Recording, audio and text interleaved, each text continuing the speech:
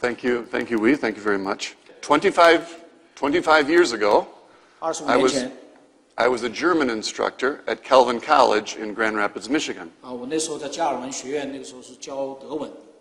And I shared an office with the professor of Chinese. 那我的室友，我办公室的室友是一个教中文的教授。He taught me many phrases in Chinese. 他教了我很多中文中的一些的对话。I only remember a very few of them. 但是我只记得少数几个。One of them I remember because of my wife, and that is the phrase, 我爱你. 有一个我记得了，是因为这个对我太太很重要，是我爱你。And another one that I remember is absolutely true. That's why I remember it, because it's so true. 那第二句话我记得，因为这句话实在是太正确了。我不说中国话。就是说我不会说中文。Therefore, I have to give this speech in English. 那我当然只能用英文来给大家分享。It's a great honor for me to be here. It's a joy for me to be here to share with you as Christians from China and Christians who still live in China partially. 那我很荣幸今天有这个机会特别是在我们当中有很多的是华人的基督徒，包括一些从中国大陆来的基督徒。So thank you so much for your interest. 非常谢谢大家对这个对着我今天要分享的有兴趣。The title of my presentation is Engagement and Services in the Public Square in a Globalized World, a Christian Think Tank Perspective. 那我今天跟大家分享的题目是从基督徒智囊团的角度来看全球化时代基督徒公共平台的服事。In keeping with this theme, I would like to begin my remarks with a quotation from the United Nations. 那既然我们讲到公共平台，我想我先从联合国最近的一个报告来开始。After all, we're talking about the age of globalization, and the United Nations is an institution that claims a leadership role for itself in this globalized world. 那我们知道，我们现在是一个全球性的一个社会时代，那联合国是这个全球性社会时代一个很重要的一个代表。Next month, in September, the United Nations will officially adopt the post-2015 development agenda. 那下个月联合国会发表一个很重要的文件，它就是讲到是在将来的15年全球的一个发展计划。This agenda is for the period 2015 to 2030, and it's marked by this. 2015年到2030年。And it's marked by the Sustainable Development Goals, in English, SDG for short. 那这个是讲到是一个全球的一个可持续、可维持的发展计划目标。One could say that the Sustainable Development Goals stand at the top of the international agenda for the international community for our time. 那我们想到说，我们全球一些很重要的需要做的事情，国际组织非常关心的问题，就是怎么样能够维持一个发展。And at this event, where the SDGs will be adopted, a delegation of heads of state and government will make a declaration. 那当联合国发表这个重要的文件的时候，许许多多很重要的国家的首脑、主席们都会到一起来共同发表这个计划。And this declaration is meant to show the way forward for the world in the global eradication of hunger and poverty. 那这样一个宣言性质的计划呢，其中一个很重要的目标就是要在全球要去除掉饥饿和这个极端的贫困。I would now like to quote, and I think you see it up here, I would like to quote from this draft declaration of the heads of state and government. We don't know whether this is the final form, but this is a draft version. 那我们我下面想跟大家来读一段是他的草案中很重要的一段话。And I quote, "We, the heads of state and government, meeting at the UN." 那我们作为各国的首脑、主席，我们一起在联合国来聚集。Adopt this historic agreement establishing a new framework for a global development agenda. 那我们来共同签署这个历史性的协议，来建立起一个新的架构，来做全球的发展计划。This integrated agenda will provide the opportunity to end poverty and hunger within a generation. 那这种整合性的一个计划，是为了提供一个机会，让我们能够在全球来去除贫穷、饥饿在一代人的时间，就大概15年左右。It will ensure the lasting protection of our planet. 它会帮助我们维持整个地球的这样的一个生态平衡。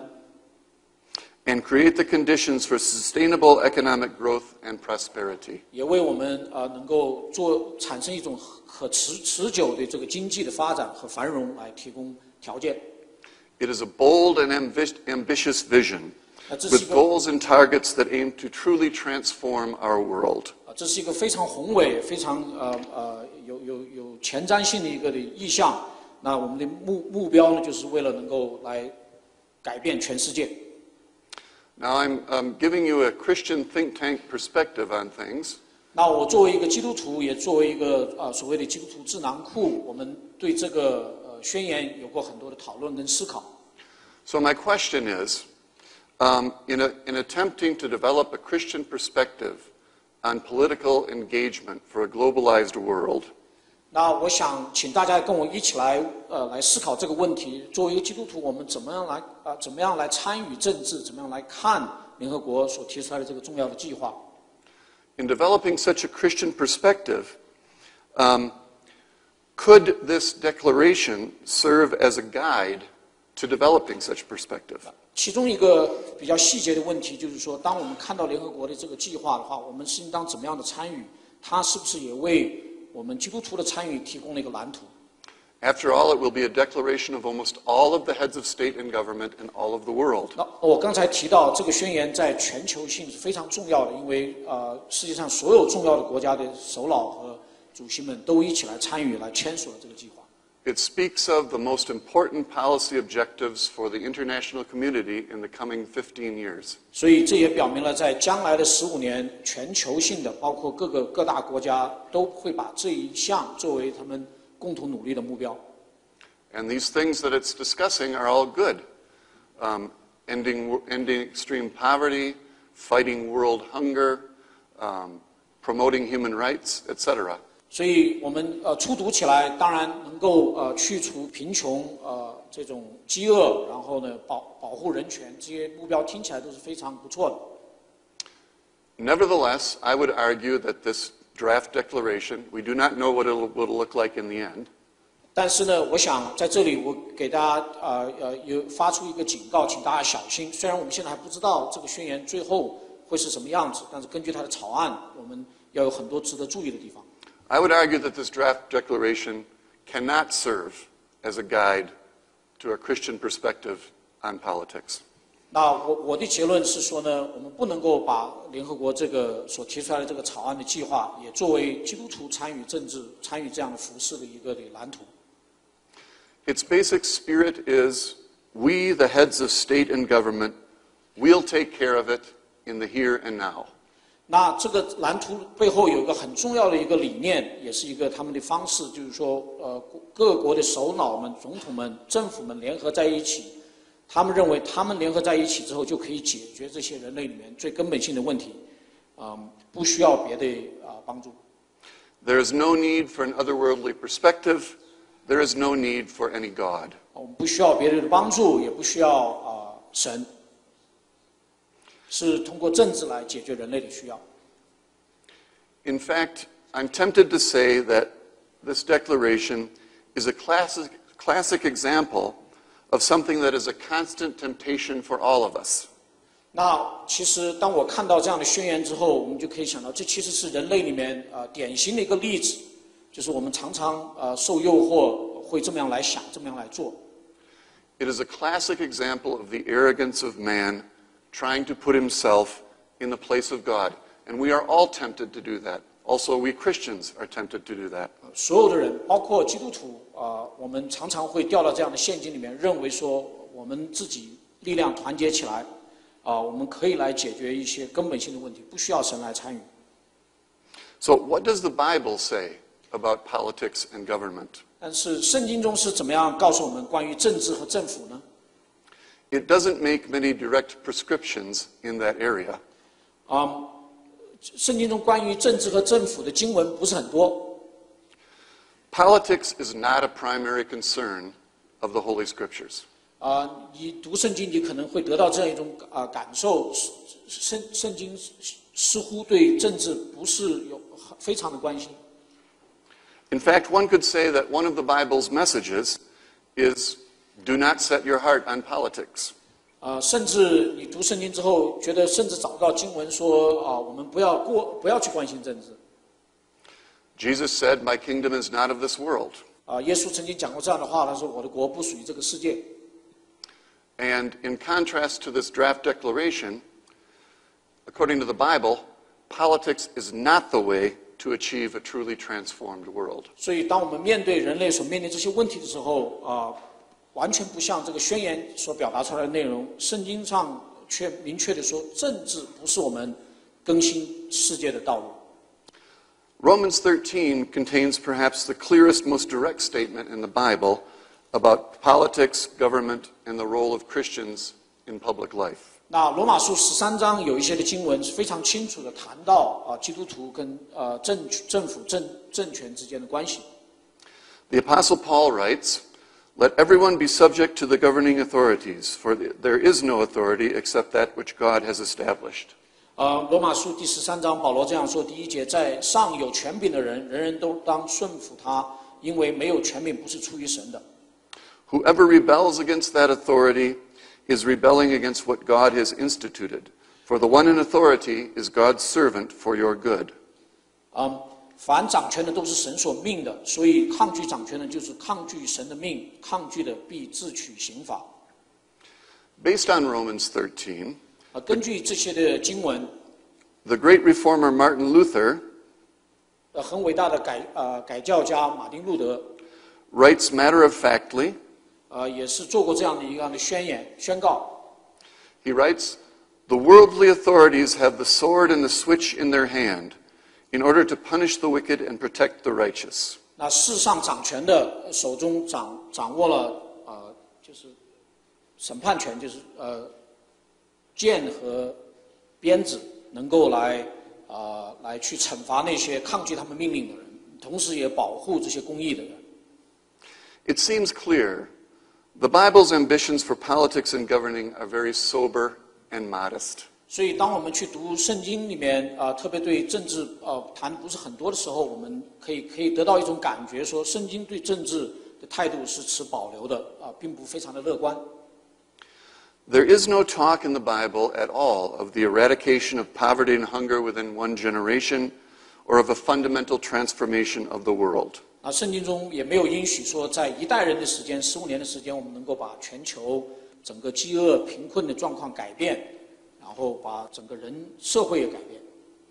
There is nothing in the Bible resembling great plans and projects and goals and targets emanating from Washington or New York or Geneva or Brussels.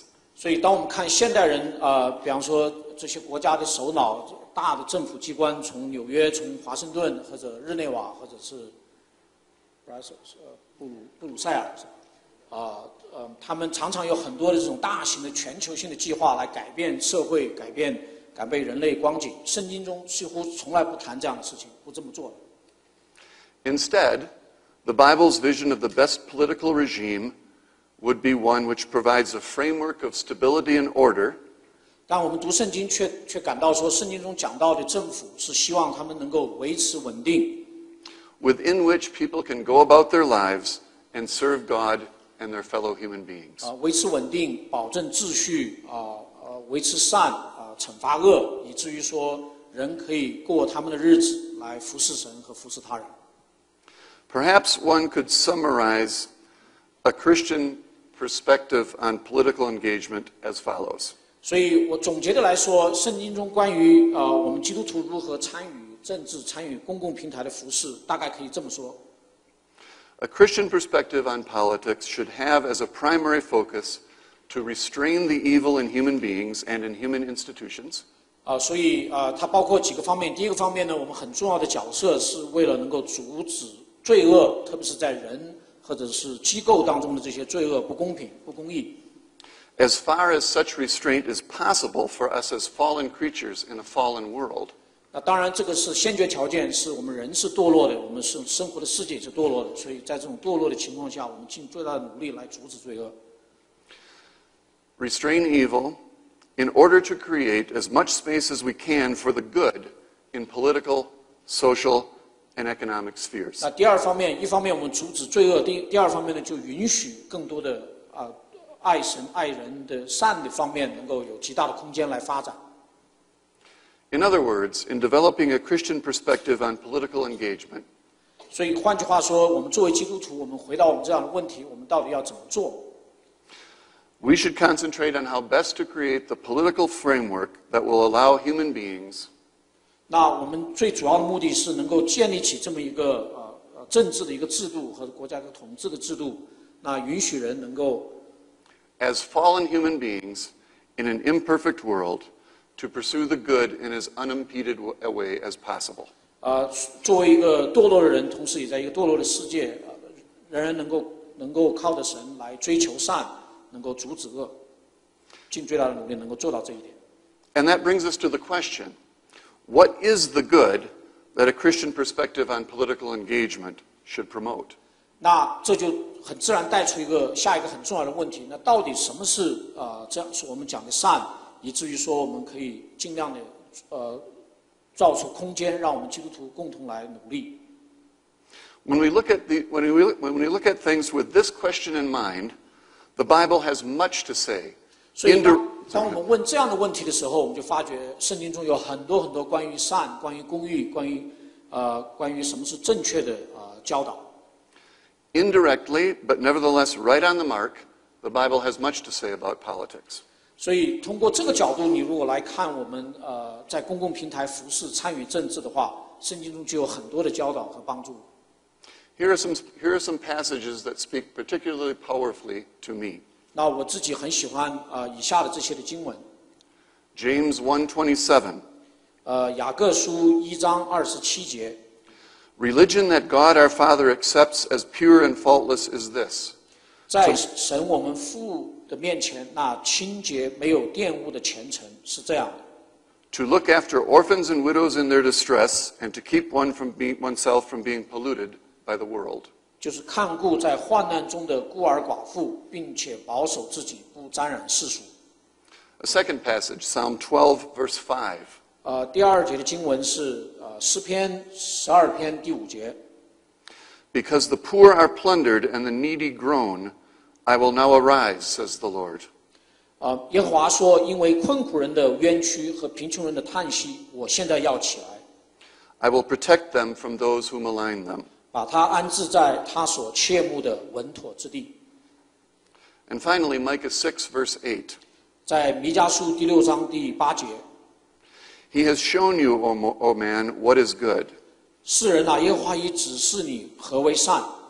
And what does the Lord require of you? 他向你所要的是什么呢？ To act justly and to love mercy and to walk humbly with your God. 只要你行公义、好怜悯、存谦卑的心，与你的神同行。These passages bring us to the heart of the matter. 那这些经文就让我们看到神心里面和我们现在所讨论的这个问题的一个关键点。Whether we're talking about 3,000 years ago, or whether we're talking about today's postmodern globalized world, 不管我们是在讲3000年前的社会和今天我们这个后现代主义的社会， thinking about a Christian perspective on political engagement means thinking about what does the Lord require of you. 所以我们如果在问说，在今天这个全球化的社会里面，我们如何参与公众服事，如何参政，真正的这个问题背后我们要回答的是神希望我们做什么。It means practicing humility. 那圣经中对我们的教导是让我们当有一颗谦卑的心。It means loving God and your neighbor. 是爱神和爱人。It means looking after orphans and widows in their distress. 是照顾这些孤儿寡妇，特别是当他们有需要的时候。In that light, I'd like to do 4 things in the rest of this presentation. 所以剩下的时间，我想从4个方面再跟大家仔细来交通。First, I'd like to touch briefly on the question, what is freedom? 第一个问题，我想跟大家交通的，到底什么是自由？ The second and third issues that I'd like to discuss represent two of the primary challenges to which a Christian perspective on political engagement must respond. 第二个跟第三个是在现代社会基督徒在参政和参与公共服事里面有两个很根本性的概念跟问题，就是第二点就想交流的就是关于新人权的讨论，还有一个就是掌管全球统管的意识形态。These two challenges are the new human rights and the ideology of global governance. 我刚才跟大家讲到，就是关于新人权主义的一个的认知和统管全球的这个意识形态的兴起。Regarding human rights, notice that I said the new human rights. 在这里讲到人权，我特别强调是新人权主义的一些的想法。I'd like to pursue the basics of the question, what are human rights and what have they become in the secularized world? 所以在讲到新人权这一块的时候，我想跟大家一起来探讨，到底人权是从哪里来？它最近这些年在经过什么样的改变？ Regarding global governance, it is a concept that is in the air in this globalized world. 那我刚才讲的第三点，这个关于这个全球统管的意识形态里面，我会跟大家来交流什么叫做全球统管的这个意识形态理念。 I would like to critically examine it. 我特别希望能仔细的来分析它。 The UN quote that I read at the beginning is a perfect example of the spirit of global governance. 那我最开始联合国将要发表的这个宣言，就是一个很典型的例子什么叫做掌管全球的理念？ So I'd like to deal with those issues, and then fourth, I would like to conclude. 那我想谈前面三个之后，第四个我是希望在做结论的时候 with a plea for more international cooperation among Christians in politics and public life. 我想恳求我们能够看到一个众多的基督徒能够联合在一起来参与公共服事，参与社会讨论。 First, what is freedom? 第一个方面，我想跟大家探讨的就是什么是自由。 In thinking about freedom, we need to bear in mind the Christian view of the human person. 那我们想到自由的时候，我们必须回到圣经中对人是谁是如何描述跟定义的。 As image bearers and servants of God, we are free creatures. 人作为拥有神的形象，被神所造，我们是有自由的意志和生命。同时也是服侍神的一群。 But we are creatures, free creatures who bear both inestimable dignity and great responsibility before God and our fellow human beings. 因为人是神按照他的形象所造，所以人一方面有最根本的尊严，同时也有神所赋予我们的责任，特别是对神和对他人。 The institute that I work for is called the Acton Institute. 那我的工作是在一个叫阿克顿研究院。 It is named after Lord Acton, a 19th century English Catholic historian and thinker. 那阿克顿是英国的一位爵士，是吧 ？Lord 男爵。那他是在19世纪，那他是一个 Catholic 天主教徒，同时是一个历史学家和一个思想家。 Here's what Lord Acton said about freedom. 那阿克顿爵士他这么定义自由的。 Freedom is not the power of doing what we like, but it's the right of being able to do what we ought.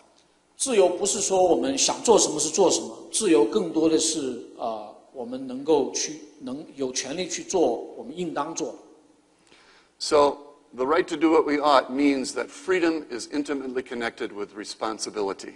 所以按这样的角度来定义自由的时候，我们就明白说，我们人一方面有神所赐的自由，同时也有神所赐给的责任。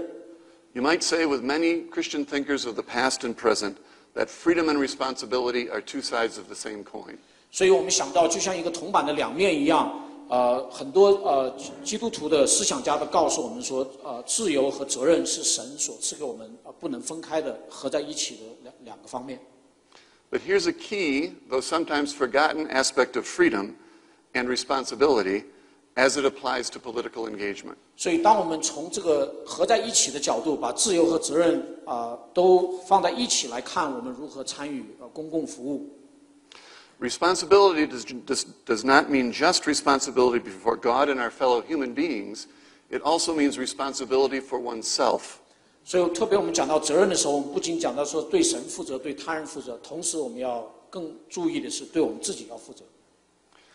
As the American sociologist Charles Murray writes, 美国有个很著名的社会学家查理 Murray 这么说 self-respect, intimate relationships, and self-actualization require freedom in the only way that freedom is meaningful. OK 大概翻译出来的意思就是我们人有自尊，有很希望建立好彼此的亲密的人际关系，同时也每个人都有一个自我实现的愿望。那当我们有这些目标想要去实现，那通过自由来实现的时候呢？Meaningful freedom means freedom to act in all arenas of life, coupled with responsibility for the consequences of those actions. 那我们如果人有我刚才讲到的自尊良好的关系和这个自我实现这些目标，我们人有根本的这个自由去追求这些目标，但是在追求这些目标的同时，我们必须跟我们的责任相结合起来。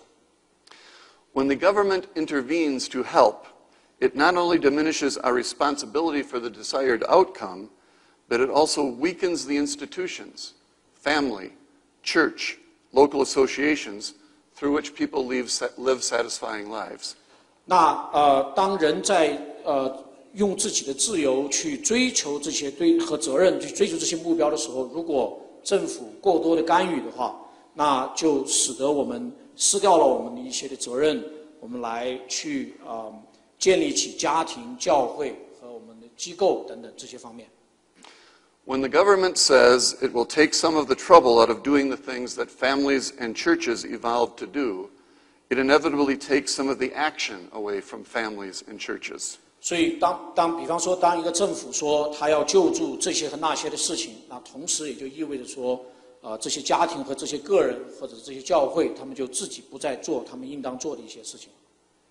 The web connecting individuals with family and churches and other associations frays, and it eventually disintegrates. 那这一个非常精细的这么一种网络，互相牵连的这么一种关系，能够用来维持个人、家庭、组织、教会的这些网络，因为政府的干预就被破坏掉。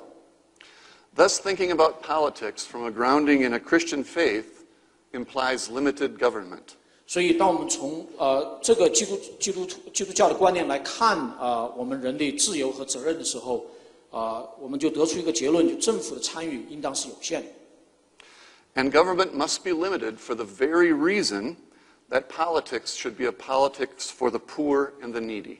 那政府的参与必须有限，才能够真正的有效的来讲到说如何的帮助穷人，帮助有需要的人。The best help that politics can offer the poor and the needy is to help create possibilities and incentives to enable them to look after their own needs with dignity and responsibility. 所以最好的帮助，从政治的角度能够提供给穷人或者有需要的人的情况，是为他们创造机会，然后呢也给他们奖励，能够促进他们去努力，去来有尊严的、有责任的来解决他们的需要。The social safety net, for example, is necessary. 那我们用社会保障做例子，我们一方面看到它的必要性 But the social safety net should be a net that catches people in times of need. It should not be a net that entangles people and holds them forever. 那社会保障最主要的功能是在人有需要的时候来使用它，而不是借着因为有这个保障的存在，反而抑制了、捆绑了人的努力和工作。And in a globalized world, that has implications not only for domestic politics, but also for international politics. 所以当今我们这个时代已经不再是一个地区性的或者是本国性的，而是一种全球性的。所以全球性的政策是什么，就会对不仅个人、家庭、国家、全球的发展就有很重要的影响了。In the international arena, we know that creating conditions that allow people to prosper by their own efforts works, and ambitious government-to-government aid programs do not work. 那我们从这个最近这些国家与国家之间的关系，很多的例子我们已经看到这一点。当一个国际政策或者是国家政策能够促进自己的国家的人民努力的工作发展的时候，这样的政策就能够帮助人改变贫困的状态。但是过多的只是从国家对国家大量的援助这样政策下来，我们发觉并没有真正改变，并没有带出很好的果效。Here's a bit of good news. Since 1970, extreme poverty in the world has been reduced by 80%. 我想有其实一个很不错的一个消息，就是从1970年到现在，全球的这个极端贫困的这个比例已经降了80%。This success has occurred where 4 conditions are fulfilled. 那社会学家们已经分析出来之所以能够这么样的成功，是有4个条件。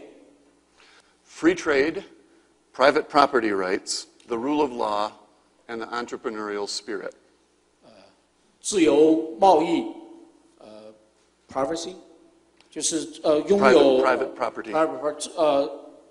准许拥有私有财产拥有权，然后是法律比较健全，还有一个是创业的 entrepreneurship. Yes. 创业的精神。In other words, not where there are government aid programs, but rather where there are conditions that allow people to fulfill their own economic hopes. 所以这些极端贫困的改变，不是因为政府大量的救济救助，而是改变了策略，改变了法律，提供了机会，让自由贸易财产能够发展，人能够努力去工作。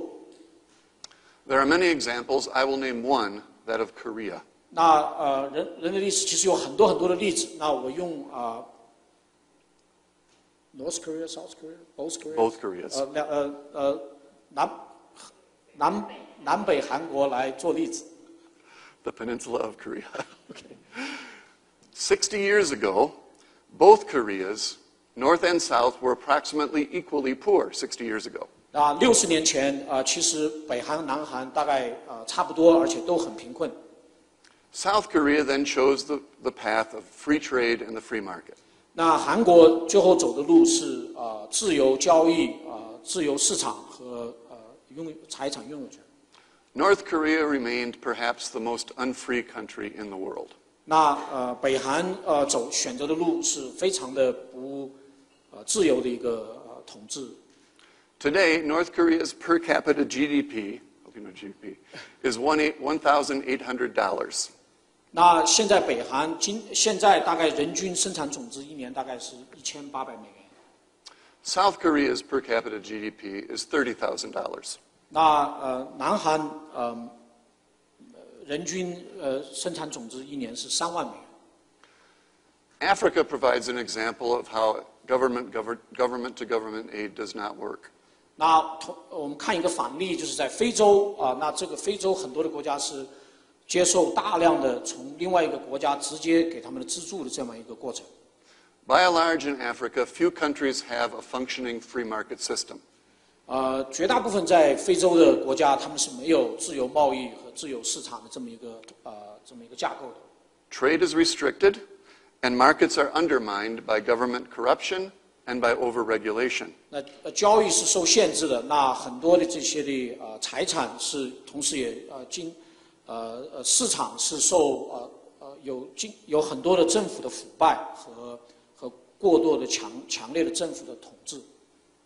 And today, extreme poverty continues in Africa, despite $1.7 trillion in aid over the last 50 years. 那今天我们看非洲的时候，很多的国家还是处于相当贫困的状态。虽然在过去的50年 ，1.7 trillion。$1.7 trillion, yes.